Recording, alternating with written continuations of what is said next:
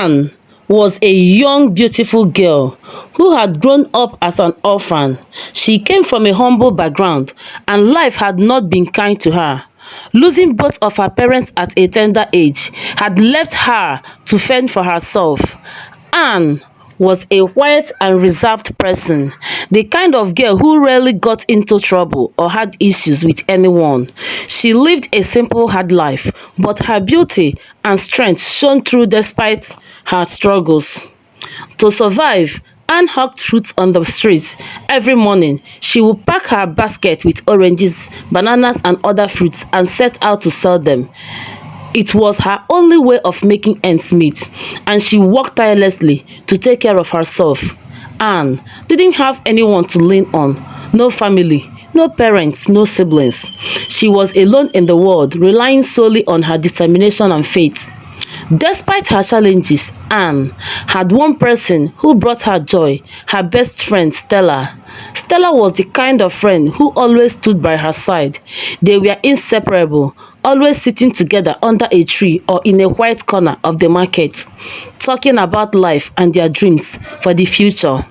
Stella came from a loving family, and Anne admired her for it.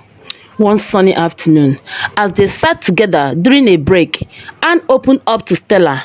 Her voice was heavy with emotions as she said, "Stella, your life is so much better than mine. You have parents who care for you, who love you. Me, I have no one. I am all alone in this world. Sometimes, I feel like my parents hated me. How could they leave me like this? How could they both die and leave me to suffer? It's unfair. One of them should have stayed, just one. At least I will know what it feels like to have someone who loves me, someone who can guide me through life." Stella listened quietly as Anne poured out her heart. "I have never tasted a mother's love," Anne continued, tears forming in her eyes. "I don't know what it's like to be hugged by a father. I see you with your family and I can't help but feel jealous. You are so lucky, Stella. Me, I'm just here all alone. The only one I have is God. He's the only one I can look up to. I pray every day asking him to help me. I believe he will. But sometimes, it feels so hard." Stella reached out and held Anne's hand gently. "Anne, my dear friend," she said softly, "don't say that. God is the father and mother of the orphans. You are not alone. God sees your pain and he's watching over you. Don't lose hope. You are strong and I know he has great plans for you." Anne wiped her tears and managed a small smile. "Thank you, Stella," she said. "You always know the right words to say." The two friends sat there for a while, enjoying each other's company. Stella always reminded Anne that her life could change at any moment and that she should hold on to hope. Anne deep down believed Stella's words.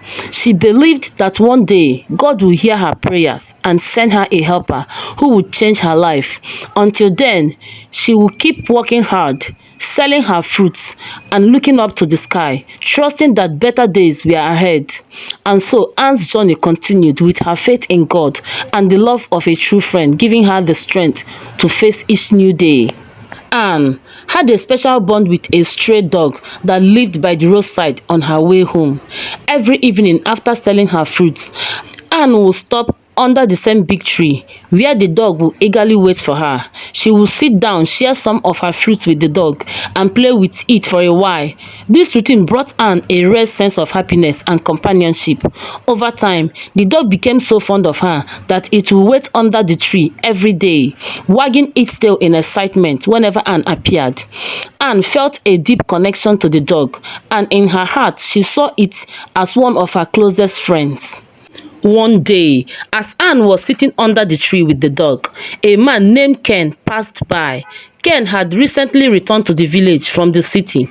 He was a wealthy man who had come back home with a mission to find a wife. As he walked past the tree, Ken noticed Anne sitting there, her beauty radiating even in her simple attire. He was captivated by her charm and couldn't resist stopping to talk to her. "Hello," Ken said, smiling warmly.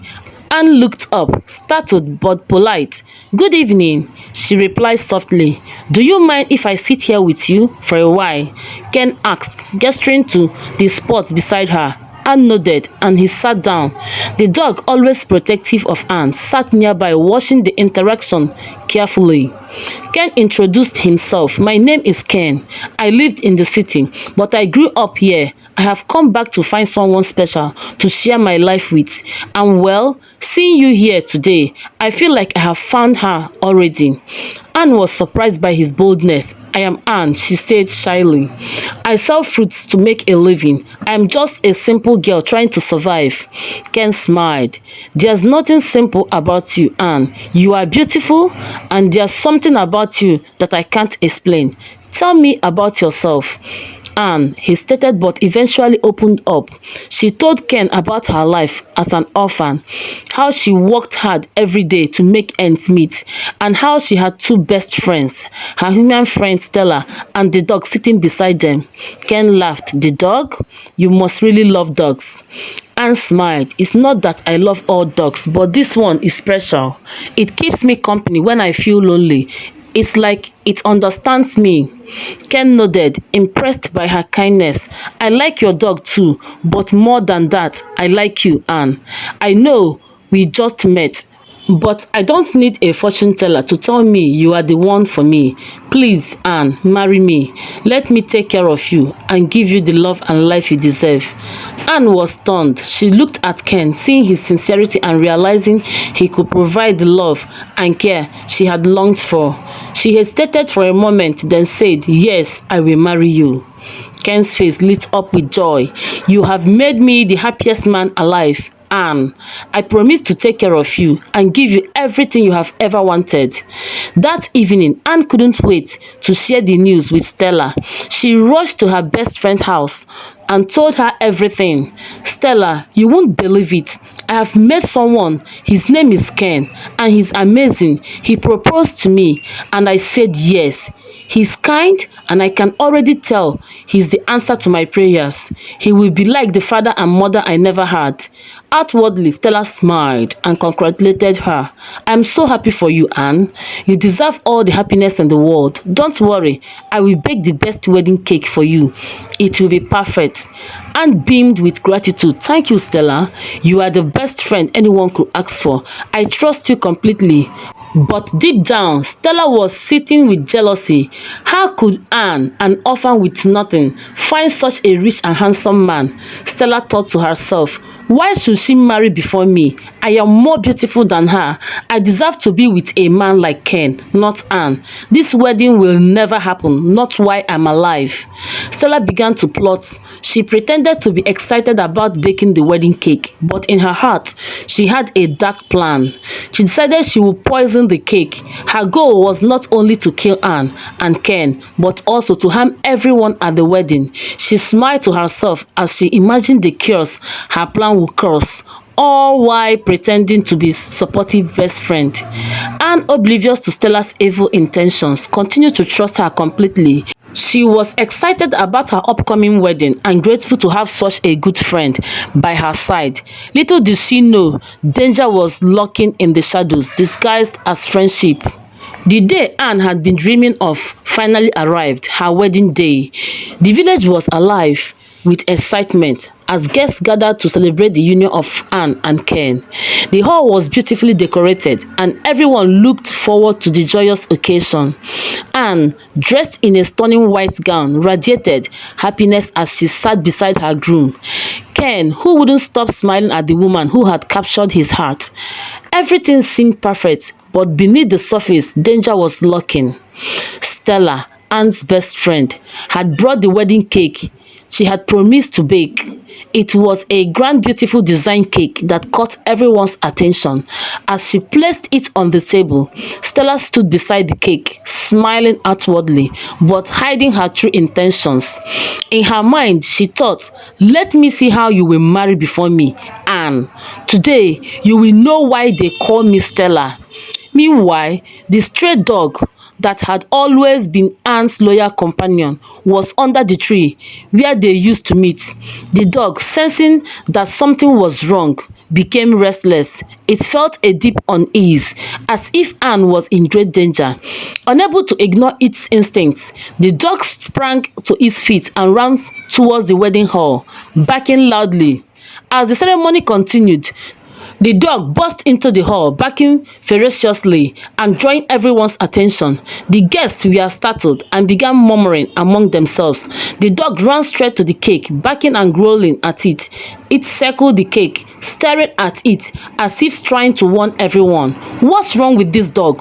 one guest asked, puzzled by the unusual behavior. Another guest said, "This is strange. Why is the dog barking only at the cake?" The commotion caused a stir, and people began to grow suspicious. They called out to Stella, who was standing nearby, and asked her, "What did you put in this cake? Why is the dog acting like this?" Stella's heart raced, but she forced herself to appear calm. "I didn't put anything bad in the cake," she said with a nervous smile. "Maybe the dog is mad. Let's ignore it and focus on the wedding. Don't let this dog ruin my friend's special day." But the guests weren't convinced. "If there's nothing wrong with the cake, let's test it," one of them suggested. Stella panicked. "No, no," she protested. "It's her wedding cake. She shouldn't be the first to test it. It will shorten the cake and it's meant for everyone." The crowd grew more suspicious. "Then you test it, Stella. After all, you are the one who baked it. Prove to us that it's safe." The pressure was too much for Stella to handle. She tried to argue, but the crowd insisted. "If you don't test this cake, we will call the police," they warned. Realizing there was no way out, Stella fell to her knees and began crying. "Please forgive me," she confessed. "I poisoned the cake. I wanted to kill Anne, her husband, and all of you. I couldn't bear the thought of Anne marrying before me. I was jealous and angry. Please don't harm me." The hall erupted in shock and anger. Anne stared at Stella, heartbroken and disappointed. "How could you do this to me, Stella?" she said, tears streaming down her face. "I trusted you. You were my best friend. How could you plan to kill me and so many innocent people on my happiest day?" The guests called the police, and Stella was arrested on the spot. As she was led away, she sobbed and begged for forgiveness, but no one could forget her betrayal.